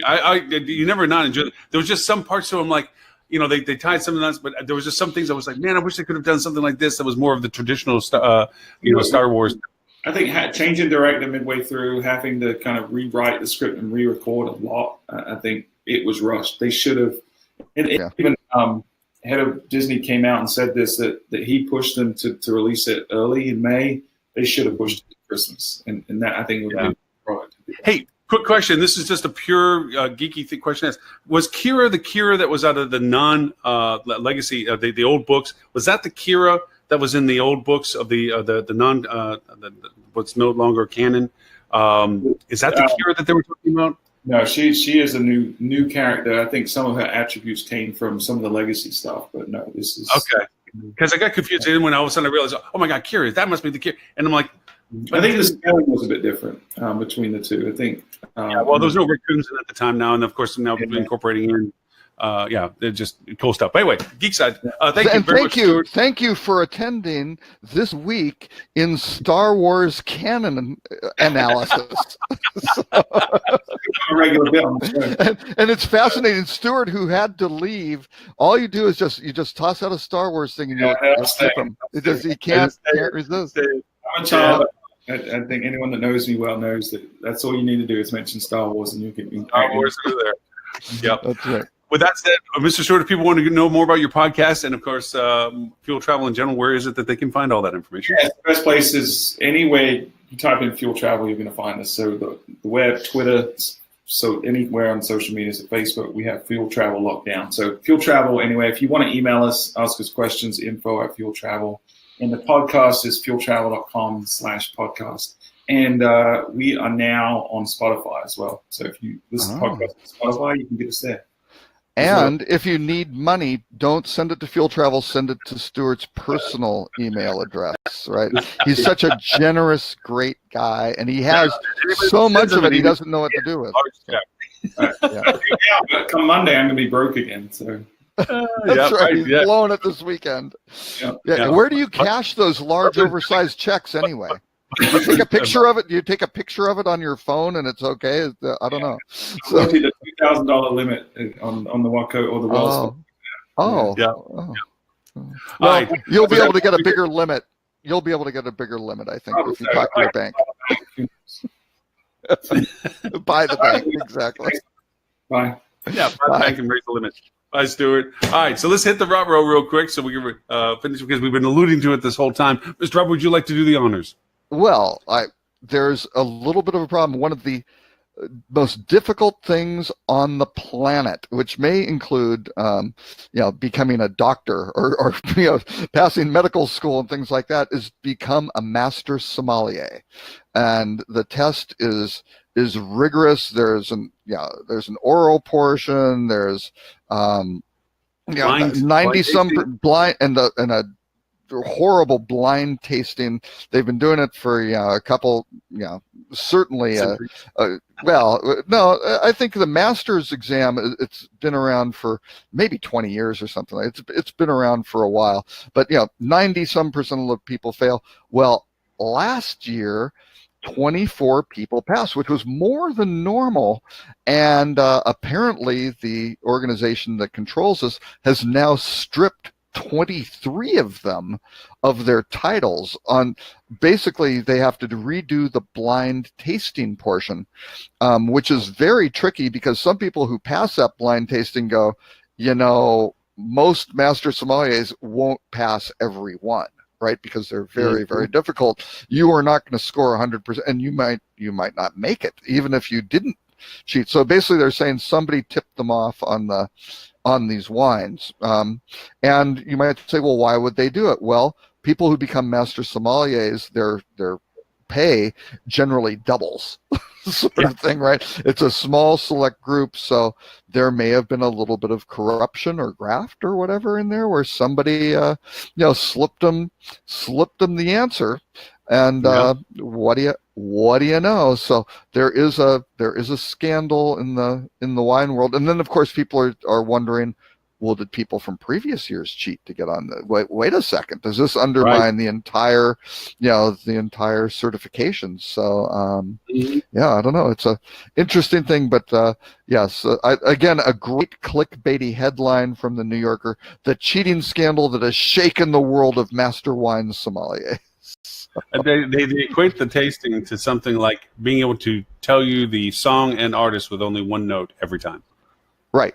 Yeah. Because it's so massively complex, the variations of what can be presented without knowing its source or anything, that it's purely by being so informed as to regionalities, variances, so forth from everywhere in the world of every wine type, that by taking a single sip, not even seeing the color of it, or even knowing the glass or anything else, just a single sip, and you're supposed to define that wine. And it's just insane that the capabilities of doing it. Like I said, there's fewer people that are master sommeliers and then went to the moon or something weird, Yeah. Well, I think it's astronauts or something. I think maybe the moon's a little bit, but or who've gone to space.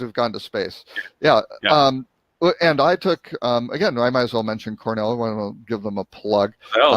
I took the hotel wines.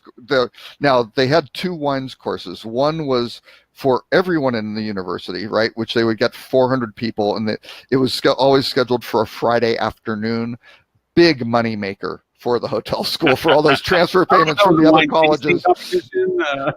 So they did some stuff and had some fun, and they learned some stuff, them basic stuff about wine. The one for the hotel students was by a fellow, the professor Vance Christian, who is really a kind of a legend in the wine world, particularly in hospitality. He worked with Hyatt on kind of developing a lot of their wine programs and things like that. He's pretty high caliber guy, but he decided he had actually very sadly been diagnosed with cancer, had been out for, I think it was at least a semester or a year for chemo, and that sort of came back. And this semester, he decided he wanted to do the wine course the right way. And he looked at it and he said, the way you learn about wines is you have to develop a wine memory by tasting them. So we had Premier Cru, Rothschilds, things like, just amazing. Chateau de Chems 76, one of the greatest. It's a Chateau de Chems, a very sweet dessert wine. But absolutely amazing. 76 was like an amazing year for it and stuff. So we had to do that, and we had blind tastings. It was a hard course, and man, and actually some people have come up with some methods where you can basically doing some color, you look at the color, you look at the viscosity, you taste, certain things, and you can narrow it down pretty well. And for kind of the layman, I should go look up the guy's name and maybe put it in the show notes, but there is someone who has a pretty good program for, like, it's a 7-step, and you're right down. You might not be down to the vineyard, but you're probably in a range of certain years and things like that and at least what region it came from, and maybe the varietal and things like that, which are great. But boy, those blind taste testings, yes, I could tell a white Zinfandel from a a nice a Bordeaux Cabernet or something like that. But yeah, it was really, really, really hard. And he wasn't trying to mess us up, right? He was just really trying to, have us learn about this stuff. But in my past lives, I was a part owner of a little bistro that we had in St. Petersburg called Apropos, and I had a bartender that was a wine aficionado. She just loved wine, and of course we had a great wine bar. She made great wine selections and so forth. Mm-hmm. And she purchased the wines that we displayed. And for me, wine was to my mind, after the second glass, who cares? You're not going to taste or do it. Yeah, exactly. So she says, "I'm going to teach you." You can save a lot of money if you take that approach. Just a tip. Right, really, you can. She says, "I want to teach you about wine." She brought in the Rothschild. She brought in one of her favorite wines, and she says, "This is what we're going to do." She canted it out, and as immediately we canted it, she says, "Taste it." And I'm like, "Okay, yeah." To be honest with you, I don't see what's so special. She's like, that's the point. We're going to let this sit over here. We're going to work our shift, And about 3 hours later, she says, all right, let's go take a taste. And we took another taste, and it tasted different. I'm like, okay, but still not really feeling it. Like, okay, it's a Rothschild, so I'm going to act like it's a pretty big deal. By the end of our shift, about 8 or 9 hours of letting this sit and breathe and what have you like that, she said, and we sat down. She says, now taste it. And it was like unbelievably good. I mean, and it wasn't because it was like I was expecting it to be. It was an unexpected, unbelievably good. And she says, and that's how wine changes, and then it turns into something. They're just drinking it isn't it.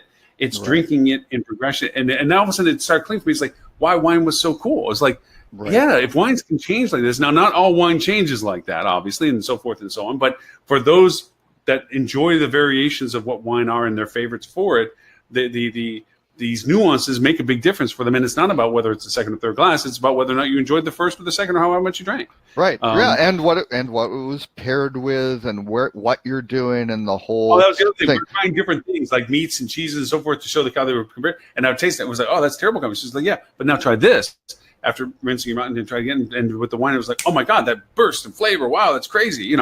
We did all that too. I forgot to mention that as well. And it is. It's an amazing combination. I had a former roommate he's no longer there, but there's a small boutique property it's in Deerfield Beach, Florida, and this guy is really great with wines, and they had a top restaurant, they had a great chef, and he'd bring in and it was fantastic. He would go and arrange for some of these vintners from Germany who made really great, Rieslings or whatever it may be. And he would not only, he wanted them at his hotel, but to come over, he'd figure out, well, here are a couple other friends and places and get like this little circuit. So, if you can go and do tastings like that, great opportunities for the hotel. I mean, they were developing a list of people of all the foodies and wine aficionados and true wine aficionados. There are a lot of people who say, oh yeah, this is great. And they've got so-and-so. And there's a lot of just, astroturfing in that area where the people don't really know that much about wines, or they're just, they're getting kickbacks from whoever to go, push this one versus another one. But if it's really done properly and you wind up getting the chef, a capable chef who's able to work with a great vineyard, you can do amazing stuff. And it's a huge opportunity to, be relevant in your community and to educate people and to create the community of people who attend those. And they were doing series of those. They started out quarterly, or first they did one, it worked pretty well. They then went to quarterly, they went to monthly. And again, this is a little like 20-ish room hotel with this restaurant. It's not a huge operation, and they were just killing it. I mean, it's absolutely, and they were charging people healthy amounts, not a fortune to go, but it wasn't just come in for free. It's a promotional thing from the vineyard. It's like, no, this is going to be great. You're going to have a really good meal. You're going to learn about this, and yes, if you like the wine, you can go buy a case or stuff like that sort of thing. But tremendous opportunity, and I've seen not enough hotels really doing that, because again, they've outsourced and third parties are running their restaurants and things like that. And there's not the connection to go do that. But So congratulations to us. I mean, yes, we took the 2 hours, but we also covered 7 actual topics that you had in the list. That's amazing. Considering there So, were, you know, 14 or 15 or something like that, it's okay. yeah, well, it's better than sometimes but we actually had Ed and we had Stuart and we were able to cover some topics. Very cool. Holly, you're in the back wings, so thank you. Holly's getting none of Stuart's money. I'm sorry, that's too bad. She's been struck off the holiday gift list. What can we say? Holly gift list. What was a couple other things? Hilton, we forgot to mention. I'm just looking down the list of the stories. Cautious Hilton unlikely to buy Belmond, which is interesting. Hilton is building these hotel brands on their own. Keith Barr wanted to make IHG faster and more agile. Which, yes, they need to. Let's see. The very best luxury brands can teach the travel industry. I thought that was kind of an interesting. Instagram offering visual allure, travel industry wants in. Another New York Times article. I thought an interesting one was Oyo rooms to hire more than 2,000 tech experts by 2020. Maybe we have our own Rot-Row, because you get listed in the New York Times and all of a sudden there's a flurry of New York Times articles in the list, like the Sommeliers. Like maybe there's a little backboard. That wasn't the New York Times. That was the New Yorker. That is not a daily. But that's a New York Times articles on the list. It's like a lot of them. There were two New York Times articles related by two different authors. So not pushing Jane's work or anything like that. You set the tone of the content, and yet now all of a sudden it's on New York articles. One of them was the Instagram one was published on October 19th. The resort fee one on 22nd. Different sections. I don't know. Sounds like I hit a chord. I'm just. I don't get. I'm not getting referral fees from the failing New York Times. I'm sorry to say. So. Subscribe here on my private link. Robert, people want to know more about you and Rock Cheetah. Where is it that they can find you, sir? You can find me in beautiful Dallas, Texas, where it's finally stopped raining, thank God. But rockcheetah.com or at Robert K. Cole. And in 2 weeks, I will be at the Focusrite conference, interviewing Kellen Smith Kenny. On center stage. She's the CMO, rock star CMO of Hilton. And that's not why I put the Hilton thing in there, to kind of tout that up and do that. But no, Hilton's doing some pretty interesting stuff. I was not always a Hilton fan. Well, I'm not really. I shouldn't say I'm a Hilton fan, but she's doing some really good stuff. Yeah. Every time my account would go dormant and they would cut me off and make me get a new number, infuriated me. That was just one of the most ignorant things I've ever seen. Yeah. So. Well, the GM at Hilton, I thought I bled blue, because to me it was like the end all be all. Like, oh my gosh, Hilton's number one. Yeah. Okay. Where can we find you, Lauren? And there will be one thing I want to show people at the very end of this, which I thought was very interesting. All of the wonderful articles that Robert is referring to that he has curated, you can go to hospitalitydigitalmarketing.com/live, and you'll see a link for show number 168, which this one is. And along with all the other shows will be links, and links to the archives of those that were earlier than this year. We've been doing this now in our 4th year. We're well past our 3-year mark and deep into our 4th year. So all those the information will be there. And Robert, you wanted to show something? Yeah. Well, it was always that Hilton was blue, right, and Marriott was red, and I'm not sure what Hyatt was blue also. But look at this: the Marriott app here is blue. I know, it drove me nuts that they made it blue. I'm like, what? Yeah.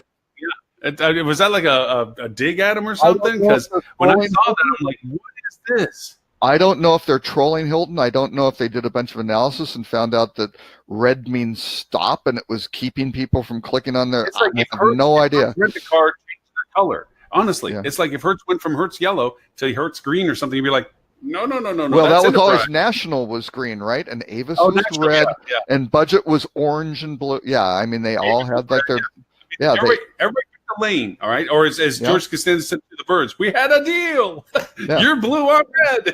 but now you've got Hilton, and Hilton's app has kind of gone white. I think at least the logo for it is. Yeah, it's black and white. Right. So they've gone to a completely. I don't know if you can see it. No, it Oops, just it flipped flipped over. No. Yeah, but it's just black and white. It's not colored. So maybe that's what Marriott thought. They Hey, go, can oh, you they're put going. a security code in like Kanye did? Yeah, exactly. All right, for everyone, thank you so very much for listening to our show or watching our show. And join us, please, next week into the wonderful month of November for show number 169, where we will display the secrets of the universe, the keys to success, and the ability to make massive amounts of money without spending nothing. Wow. I didn't realize we did that. Well, we don't, but that's... And how to win the Mega Millions. Stuart will be back to tell us how to win the Mega Millions. How to win the Mega Millions, yes. Stay tuned for more. That's clickbait titles, thank you. That's right, so, exactly. Everyone, thank you, and we will see you all next week, hopefully. Show number 169. Bye, everyone. Bye.